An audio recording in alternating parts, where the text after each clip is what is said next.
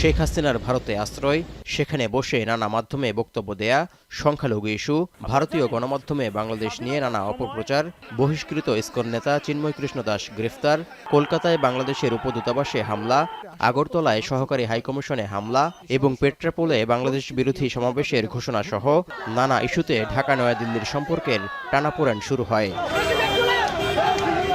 এই টানাপোড়েনের মধ্যেই গত ৯ ডিসেম্বর ঢাকায় দুদেশের পররাষ্ট্র সচিব পর্যায়ের বৈঠক অনুষ্ঠিত হয়।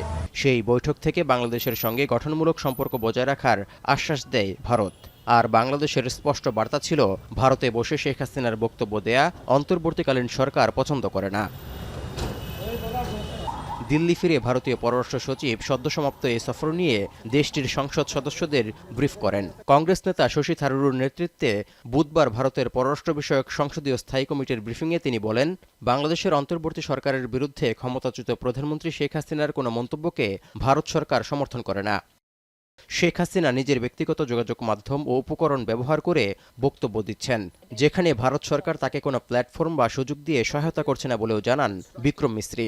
ভারতের সঙ্গে বাংলাদেশের সম্পর্ক কোনো একক রাজনৈতিক দল বা সরকারের মধ্যে সীমাবদ্ধ নয় বলেও উল্লেখ করেন দেশটির পররাষ্ট্র সচিব। বরং বাংলাদেশের জনগণের প্রতি গুরুত্ব দিয়েই ভারত সম্পর্ক বিবেচনা করে বলে দাবি করেন বিক্রম মিস্ত্রি। বাংলাদেশে হিন্দুদের উপর হামলার ঘটনায় জড়িতদের বিরুদ্ধে ব্যবস্থা নেয়ার বিষয়ে বাংলাদেশের অন্তর্বর্তী সরকার আশ্বাস দিয়েছে বলে ভারতের পররাষ্ট্র বিষয়ক সংসদীয় স্থায়ী কমিটির ব্রিফিংয়ে তুলে ধরা হয়। এদিকে সংখ্যালঘুদের উপর হামলার ঘটনায় ৫ আগস্ট থেকে ২২ অক্টোবর পর্যন্ত ৮৮টি মামলায় ৭০ জনকে গ্রেপ্তার করেছে অন্তর্বর্তী সরকার।